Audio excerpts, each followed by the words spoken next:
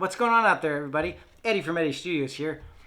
And for those who are new to my channel, I put out weekly videos on tips and tricks to make you a better videographer. This week, I'm going to talk about 5 tips to make you shoot like a pro using just your smartphone. So let's get into it. For tip number 1, use the manual video settings on your phone. So one of the main reasons you want to use the manual settings is to follow the 180 shutter rule.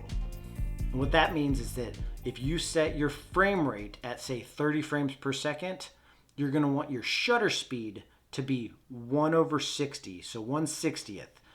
And if you set it at 60 frames per second because you're trying to do some slow motion and stuff, then you're going to want to set your shutter speed at 1/120. You're following this 180 shutter rule, you're going to get the most natural motion blur, as if the motion blur your eye would see if you're watching something. When you're on automatic settings, your phone's going to naturally try to make it so that you're hitting your exposure no matter what, which can be good, but you're going to look more jittery in a brighter scenario because it's going to raise your shutter speed to darken it up.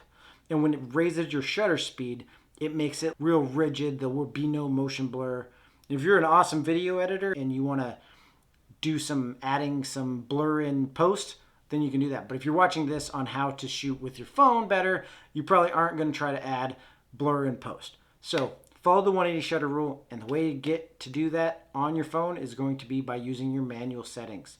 So I'm going to run you through that now. So here I'm in my camera. I'm on regular photo settings now, which is going to be automatic. We're going to swipe up to manual video. Your manual video may be somewhere else. As you can see, manual video opens up all these extra options on the right hand side here. Let's go into settings though and make sure that our frame rate's where we want it to be. So my frame rate's at 30 frames per second. So when we go back out into my phone, I'm going to select the top option. That's going to be my shutter speed. And I'll make sure my shutter speed is 1/60th. Then as I switch to my ISO, I'm looking at my exposure, which is in the middle there, and I'm trying to set my ISO so my exposure gets close to 0. So here I go, I have it as 0. You can play with my white balance as well. What I recommend doing is kicking it onto auto while you get to a location or wherever you're at your scene, then allow it to select an auto white balance and then switch it out of auto so it doesn't fluctuate. You also have manual focus settings, which is great, so you can pull focus on the object you want it to stay on, and I would recommend doing that as well. Most cameras have focus peaking. Mine's on the bottom. It's not seeming to work for me right now, but when I get into a larger environment, it tends to work pretty good. Focus peaking works by outlining the things that are in the highest area of focus for your camera. Tip number 2, lighting and exposure.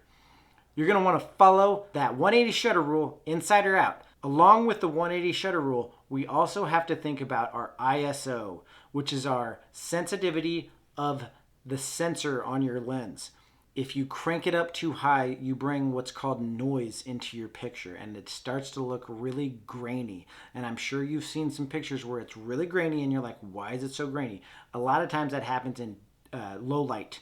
So if you're taking a low light photograph, you'll notice it's super grainy, and that is because your phone has automatically cranked your ISO up to be able to capture that light. And most of those sensors cannot handle that cranked up ISO. So the way to fix that is to make sure you're lighting your scene properly. You can do that with household lights. You can do that using windows if you're inside. But if it's nighttime, just make sure you're lighting your subject so that you can maintain the 180 shutter rule. And then you don't want your phone's ISO really to go above like 400. So if you can maintain the 180 shutter rule and have your ISO at 400 and still be reading on your phone that your exposure is sitting at 0 or just a little above 0, perfect. For outdoors, to maintain your exposure, or in bright areas to maintain your exposure, what I recommend is a clip-on variable ND filter. You can get this for about 16 bucks on Amazon, and it's variable ND because it goes from not very dark and then it darkens way up. So this is 2 to 400 ND, $16.99 on Amazon. I'll link it in the description, but it just clips over your lens on your camera, and it allows you again to keep that 180 shutter rule and your ISO between 2 and 400. You can even crank it lower if you want. Lower the better, but not over 400. That's my recommendation for keeping noise out of your image. Tip number 3, plan and frame your shots. So planning your shots by whatever you're going to film. think about your shots. If it's 3 shots or less, you can probably plan it in your head. Think about what the person's going to be doing if you're going to check out a monument, let's say. So you want to take a video of your wife or kid or something walking up the stairs from the front, maybe walking away from you, and then approaching the monument, and you show them like gazing at the monument. So you've got your 3 shots, you thought about them, now you want to frame those shots.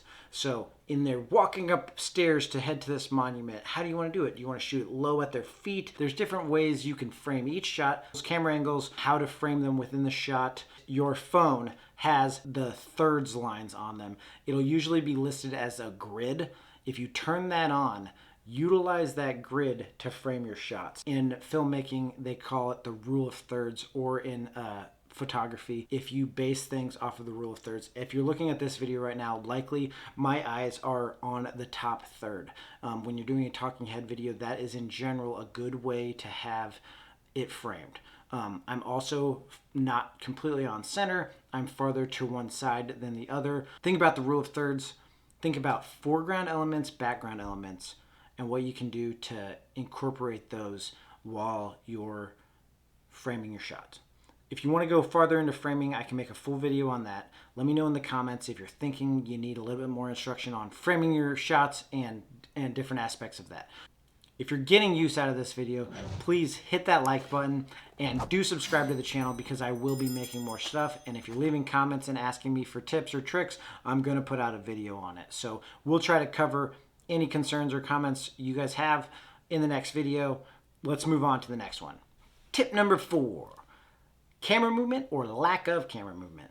You got to decide when you're framing your shot if you're going to move your camera or if you're not going to move your camera. What I don't recommend is walking with a phone camera. 99% of cell phone cameras suck to walk with. Even if you have the stabilization on, I don't recommend walking and shooting with it. It's not going to look smooth.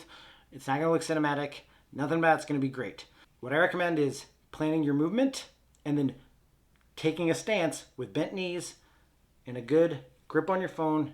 And I always hold it like this if I'm up high. If I'm waist level, if I'm shooting waist level, I usually will hold it like this.